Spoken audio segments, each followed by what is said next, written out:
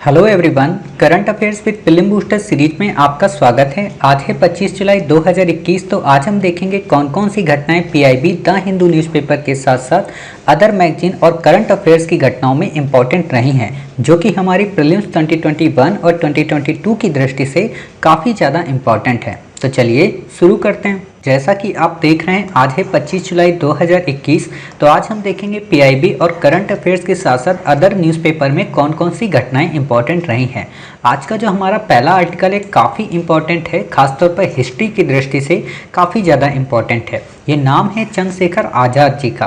वास्तव में अभी 23 जुलाई को इनकी बर्थ एनिवर्सरी मनाई गई है, तो इसलिए आपसे इस पर क्वेश्चन काफ़ी अच्छे से पूछा जा सकता है और प्रीवियस काफ़ी टाइम पीरियड से इस पर क्वेश्चन बनने की संभावना है। तो अभी हम आपको पहले आर्टिकल पढ़ा देंगे, फिर आपको बताएंगे कि क्वेश्चन आपसे कैसे पूछा जाएगा। ठीक है, तो आपको पता होना चाहिए कि इन्होंने असहयोग आंदोलन जो 1921 में हुआ था, तब ये 15 वर्ष के थे, तो इन्होंने गांधी जी का साथ दिया था। लेकिन गांधी जी ने जब असहयोग आंदोलन को चौरी चौरा हत्याकांड के कारण वापस ले लिया 1922 में, तो इन्होंने असहयोग आंदोलन से अपने आप को अलग कर लिया और गांधीवादी विचारधारा से अलग होकर 1922 में एचआरए में शामिल हो गए। एचआरए का पूरा नाम है हिंदुस्तान रिपब्लिक एसोसिएशन।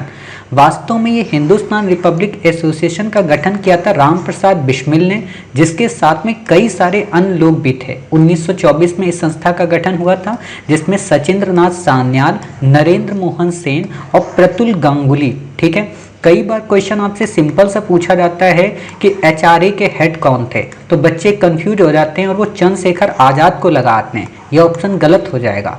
ये इसके सदस्य थे, इसके हेड नहीं थे। इसका गठन किया था राम प्रसाद बिस्मिल ने, सचिन नाथ सान्याल ने और नरेंद्र मोहन सेन के साथ प्रतुल गांगुली ने। ठीक है, 1924 में। इतनी बातें समझ गए। डेट क्यों याद रखना है? क्योंकि आपसे हो सकता है कि क्रम लगाने को क्वेश्चन आ जाए कि असहयोग आंदोलन की घटना, चौरी चौरा कांड, एचआरए का गठन, काकोरी कांड। ठीक है, तो आप बता देंगे कि साहब असहयोग आंदोलन पहले आएगा, चौरी चौरा बाद में आएगा, एचआरए का गठन आएगा और फिर काकोरी कांड आएगा। तो अभी काकोरी कांड हम आपको बताएंगे। ठीक है, इन्होंने अपना नाम जब इनसे पूछा गया असहयोग आंदोलन में, जब इनको बंद कर दिया गया जेल में, तो जज ने इनसे पूछा तुम्हारा नाम क्या है? इन्होंने कहा मेरा नाम आज़ाद है। इनसे पूछा आपके पिताजी का क्या नाम है? इन्होंने कहा मेरे पिताजी का नाम स्वतंत्रता है। उनसे पूछा कि आपका घर कहाँ है? तो इन्होंने कहा जेल है। और इसी कारण ये फेमस हो गए, इसीलिए इनको आगे चलकर लोग इन्हें चंद्रशेखर आज़ाद के नाम से जानने लगे। और आज इलाहाबाद में जो पार्क बना है, जहाँ पे इन्होंने खुद को गोली मार ली थी ताकि अंग्रेज इनको पकड़ ना पाए, तो उसको अल्फ्रेड पार्क नाम था, उसे अब चेंज करके आज़ाद पार्क कर दिया है। ठीक है, तो इतनी बातें आप समझ गए। अब ये जो एचआरए का गठन हुआ था ना 1924 में, तो इस एचआरए का गठन कैसे हुआ था? अनुशीलन जो समिति थी उस समय बंगाल में, ठीक है, उसकी एक ब्रांच के रूप में किया गया था। इसके मेंबर कौन से थे? भगत सिंह थे, चंद्रशेखर आज़ाद थे, सुखदेव थे, राम प्रसाद बिस्मिल, रोशन सिंह, अशफाकुल्ला खां और राजेंद्र लाहिड़ी। आपको ये क्वेश्चन पूछा जा सकता है कि इनमें से कौन सदस्य नहीं थे, तो इन सारे नाम याद रखना है आपको। आपसे क्वेश्चन पूछा जाएगा, डेप्थ में आएगा क्वेश्चन। अब इन पे सिंपल क्वेश्चन नहीं आता है। ठीक है, काकोरी कांड। देखो, काकोरी कांड पे वैसे तो जब हम आपको मॉडर्न इंडिया ऑप्शनल पढ़ाएंगे ना, तो इस पे एक ऐसा कॉन्सेप्ट आपको बताएंगे जो सोचकर आप भी दंग रह जाएंगे और साथ ही इंटरव्यू का पैनल जब आपसे पूछेगा तो भी दंग रह जाएगा। जैसे कई बार आपने सुना होगा काकोरी कांड, और मूर्खता इस बात की हमारे देश में है कि जितनी भी बुक आप पढ़ेंगे सब में एक ही बात लिखी, क्या? काकोरी लूट। यानी कि हमारे देश के क्रांतिकारियों ने काकोरी में लूट की थी। अब एक बात बताओ, पैसा किसका था? हमारा था। ले कौन जा रहा था? अंग्रेज। तो अंग्रेज हमारा पैसा ले जा रहे, तो अंग्रेजों से अगर हमने पैसा छीन लिया अपने पैसे को, तो उसको लूट कहोगे कि अपना पैसा कहोगे? अपना पैसा कहेंगे ना। तो जब भी आपसे अगर कोई ये व्यक्ति कहा करे ना कि हमने क्या किया, काकोरी में लूट की थी, तो गलत है। कह देना नहीं साहब, लूट नहीं थी, हमारा पैसा था। इसीलिए आप देखिए हमने क्या लिखा, ट्रेन को रोका और अपना पैसा बचाया। हमने यहाँ पे लूट नहीं लिखा है। और केवल यही नहीं, हम कहीं पे भी लूट नहीं लिखते। एक बार मेरी सिस्टर को एक डिबेट में पार्टिसिपेट होना था, तो उसने अपनी यूनिवर्सिटी में जब उससे डिबेट कराई गई क्रांतिकारियों को लेकर, तो उसने मुझसे कहा था कि आप इस पे हिस्ट्री पे कुछ हमें बता दीजिए। तो मैंने यही उसको एक टॉपिक दिया, सबकी सांसें खुली की खुली रह गई कि अरे वाह, ये तो हमने कभी सोचा ही नहीं था कि काकोरी कांड को हम लोग लूट क्यों कहते हैं। ठीक है, तो आप समझ गए, लूट नहीं थी। 1925 में लखनऊ के पास एक स्थान है काकोरी, वहां पे ट्रेन को रोका गया और वहां से अपने पैसे को छीना गया। क्वेश्चन आपसे क्या पूछेगा कि काकोरी में कौन नहीं शामिल था। ध्यान से देखना, चंद्रशेखर आजाद थे, राम प्रसाद बिस्मिल थे, अशफाकुल्ला खान थे, राजेंद्र लाहिड़ी थे और मनमथ नाथ गुप्त थे। क्या इसमें भगत सिंह थे? नहीं थे।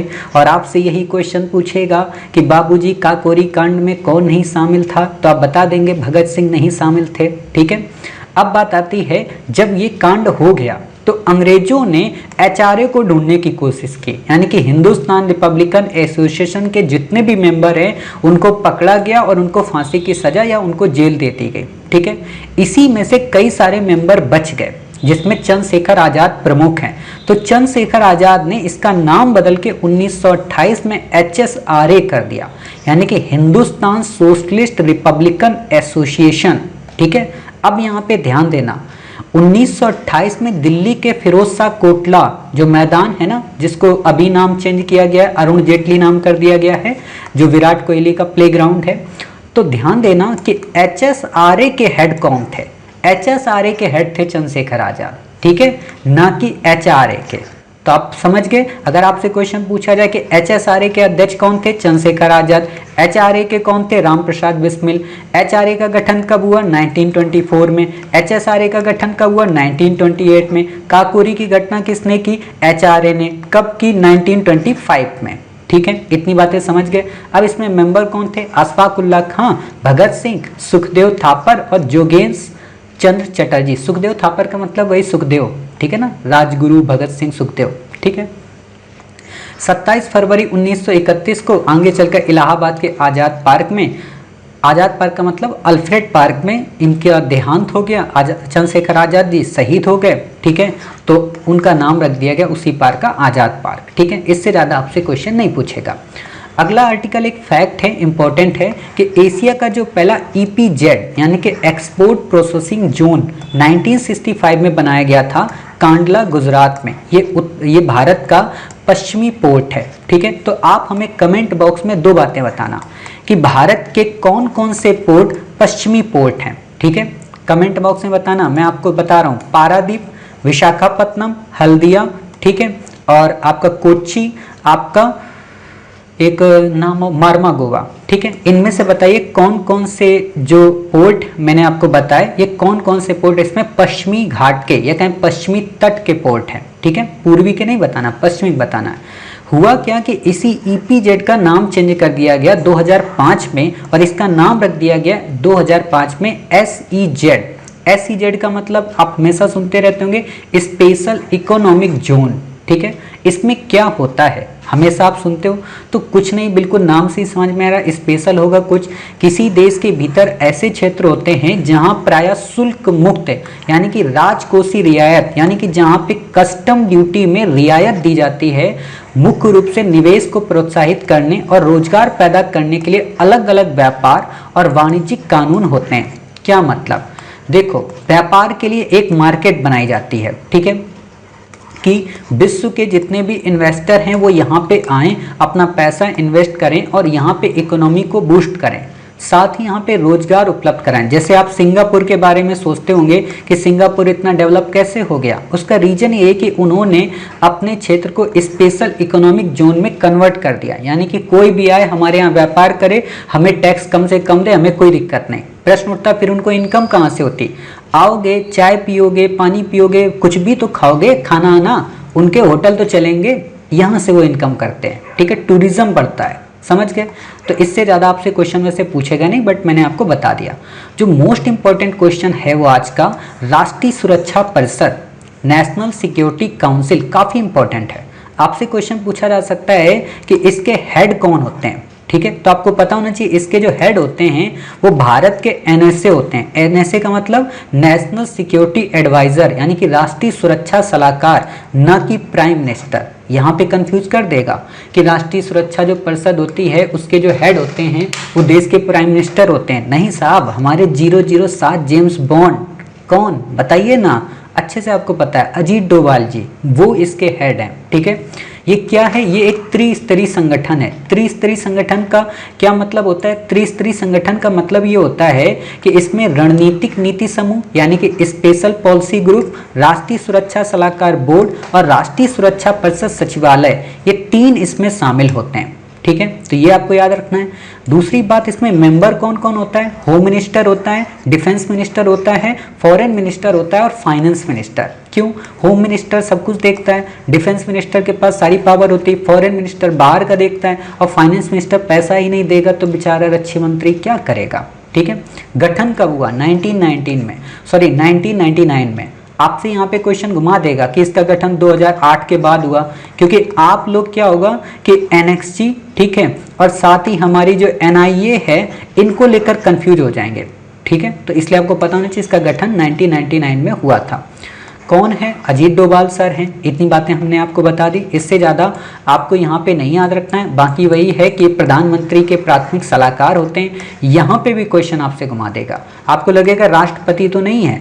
क्यों? क्योंकि राष्ट्रपति डिफेंस का प्रमुख होता है। तो यहाँ पे आपको याद रखना, देखो जहाँ पे मैं बताता हूँ ना, यहाँ क्वेश्चन घुमा देगा, तो आप लोग यहाँ पे क्यों बना लिया करो, कई बच्चों को पता है। और जहाँ ये प्रधानमंत्री मैंने लिखा ना, यहाँ राष्ट्रपति लिख के ऐसे गोला लगा दो और ऐसे कट कर दिया करो।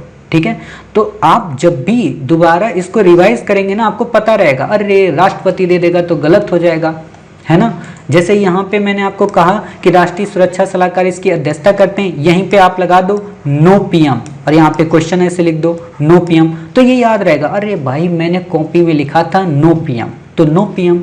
ठीक है, तो ये बातें समझिए। करते क्या हैं? सामरिक चिंता के जो राजनीतिक, आर्थिक, ऊर्जा और सुरक्षा मुद्दे हैं उनकी देखरेख करते हैं। आपसे इस पे क्वेश्चन कतई नहीं पूछेगा।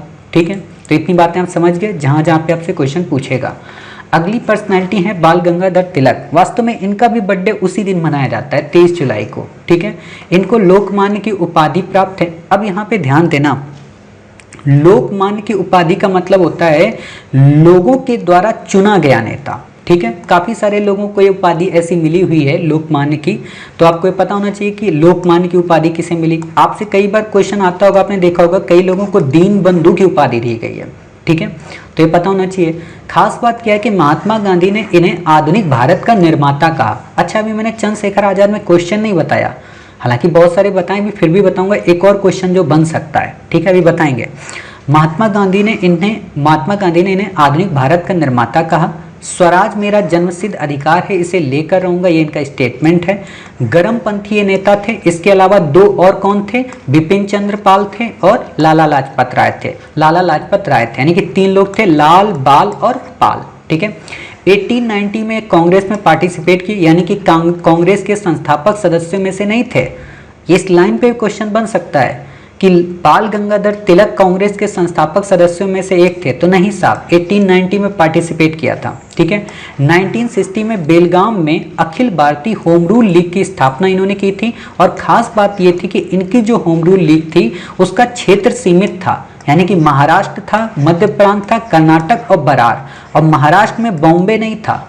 अब एक और बात बताएं, इन्हीं के जस्ट बाद 1916 में इन्होंने अप्रैल में बनाई, उसी के सितंबर में एनी बेसेंट ने अपनी होम रूल लीग स्टैब्लिश की और उसमें गांधी, नेहरू और उनका जो क्षेत्र था ऑल ओवर इंडिया था।